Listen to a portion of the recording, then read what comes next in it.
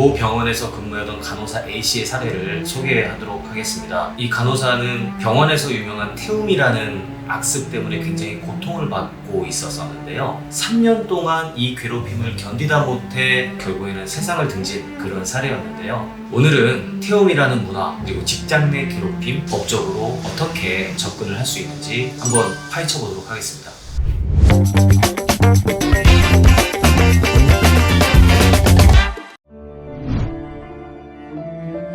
먼저 사실관계부터 정리하겠습니다. 간호사 A씨는 2023년 2월에 병원에 입사를 하게 되었습니다. 그런데 입사 직후부터 이른바 태움, 즉 선배가 후배를 가르친다는 명목하에 병원 특유의 괴롭힘이 시작되게 되는데요. 예를 들면 단순한 업무 지적을 넘어서 동료들 앞에서 공개적으로 망신을 준다거나 혹은 도저히 수행할 수 없는 업무를 주고서 다음 날까지 보고를 하게 한다거나 이런 부분들이 지속적으로 계속 수행이 되었었고요.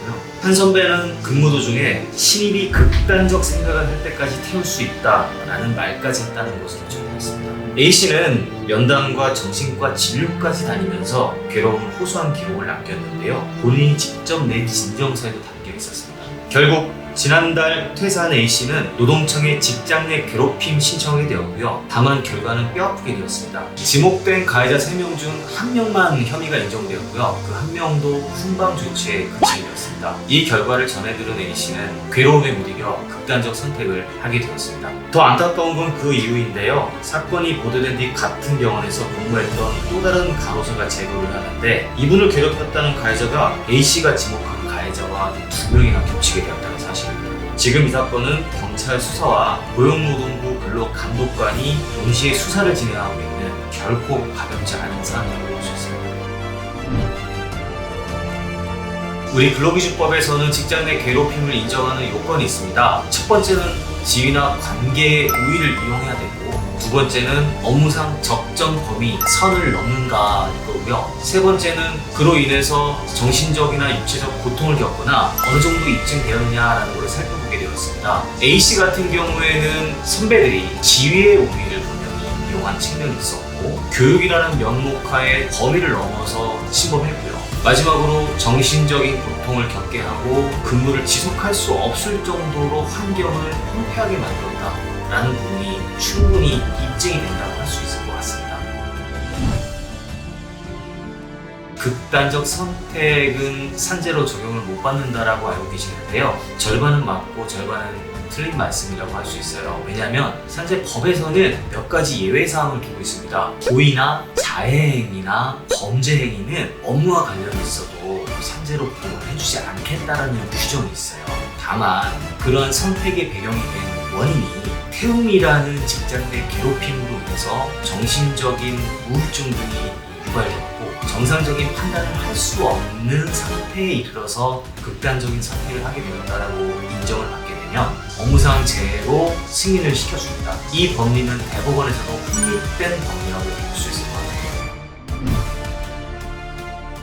일단 유족 입장에서 보게 되면은 산재로 인해서 유족급여 신청을 해보실 수 있을 것 같습니다. 또 한편으로는 그 태움을 시행했던 가해자 간호사에게 별도의 민사 손해배상 책임도 같이 물을 수 있습니다. 그리고 형법상 모욕죄나 명예훼손죄 혹은 상해죄 등으로 형사처벌에 관한 책임도 동시에 물을 수 있을 것 같습니다. 또 하나 사업주를 상대로 안전의무 배려 위반했기 때문에 민사적 책임을 물을 수 있을 것 같고요. 병원 같은 경우에도 산업안전보건법상 근로자 보호조치를 제대로 해주지 않았을 경우 과태료 내지 형사처벌까지도 책임을 물을 수가 있습니다.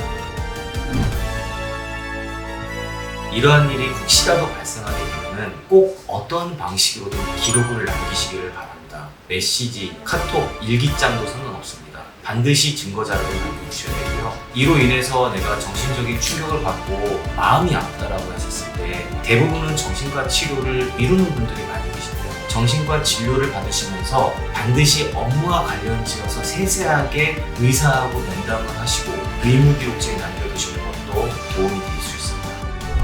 A씨는 여행 중에 미래의 자신에게 편지를 쓰면서 1년 뒤에는 부디 이 자리에서 내가 행복하게 지내길 바란다라는 글을 쓴 적이 있습니다. 그 소망이 이루어지지 못한 자리에서 저희들이 할 수 있는 것은 그 일이 반복되지 않도록 제도를 바꾸고 기록하고 목소리를 전하는 일이라고 생각합니다. 우울감 등 말 못한 고민이 있으시는 분들은 언제든 이 영상 댓글에 글을 남겨주시고요. 가능한 치료도 받으시기를 바랍니다.